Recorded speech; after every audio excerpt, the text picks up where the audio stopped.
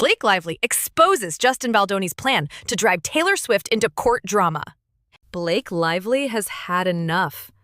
In a shocking twist to a growing Hollywood legal war, Lively is now demanding the courts block Justin Baldoni from accessing her private communications with none other than Taylor Swift. Yes, you heard that right.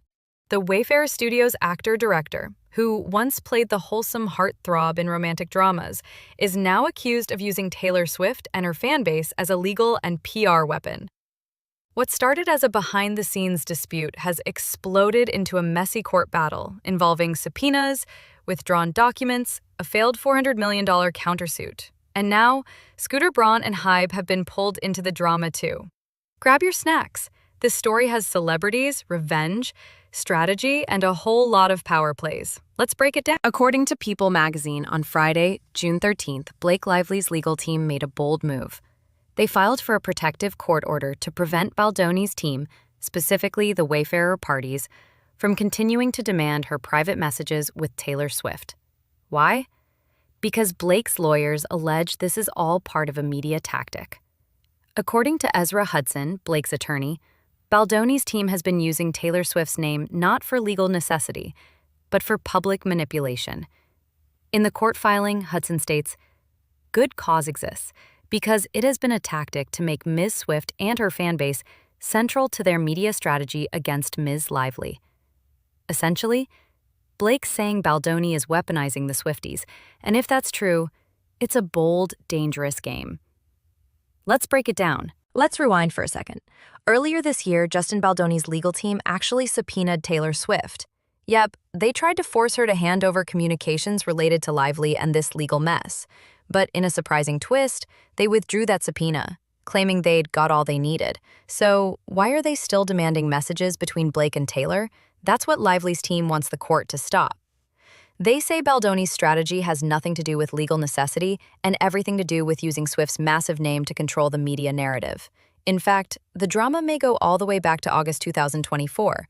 That's when crisis PR manager Melissa Nathan, who worked with Baldoni, allegedly included Taylor Swift in a document titled Scenario Planning, flagging the TS fanbase as something to take extremely seriously.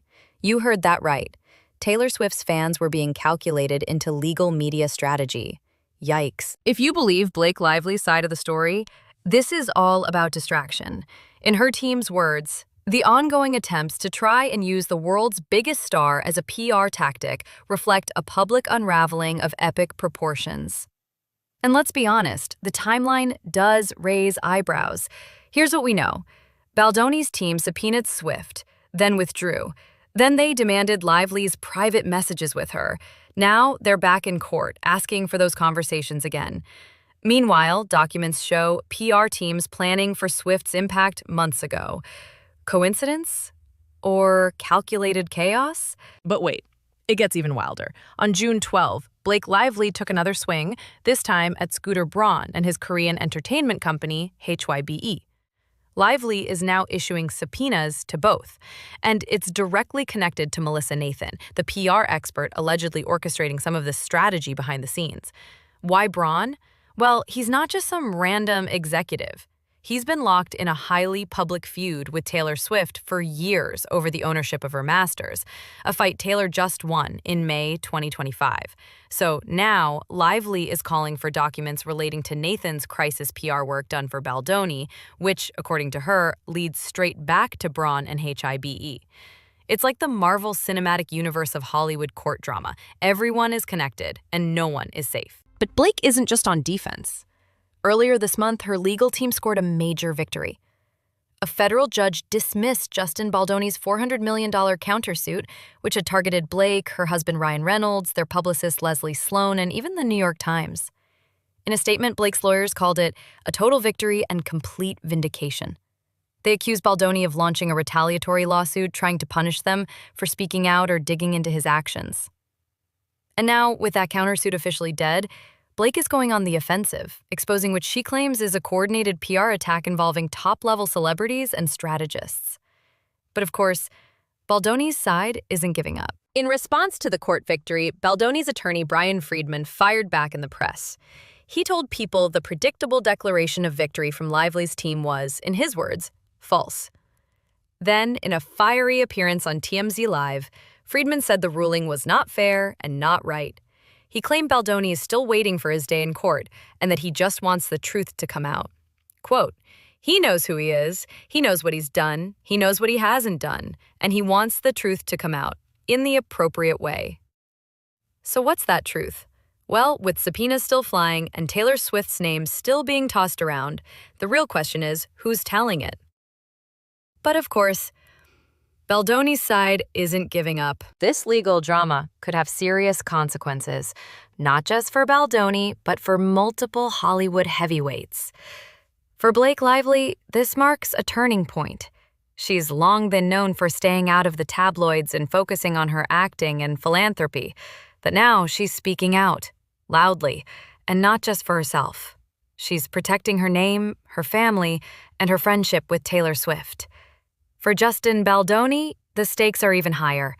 He's not just facing legal pushback, he's risking PR suicide, especially with Swifties now watching the case closely. And for Taylor, even though she's not currently part of the lawsuit, her name, her texts, and her privacy are on the line. Again, so what comes next? Here's what we're watching. Will the court grant Blake Lively's protective order, blocking Baldoni from accessing her texts with Taylor Swift? Will Scooter Braun and Hybe respond to the subpoenas? And will Taylor Swift herself finally speak out, or let her silence do the talking? Whatever happens next, one thing's for sure. This story is far from over. What do you think? Was Blake Lively right to accuse Baldoni of using Taylor Swift as a PR weapon? Should the court block him from accessing those messages? And what role do you think Scooter Braun is really playing in all this? Let us know in the comments. Be sure to like, subscribe, and turn on notifications because we'll be following this drama every step of the way. Until next time.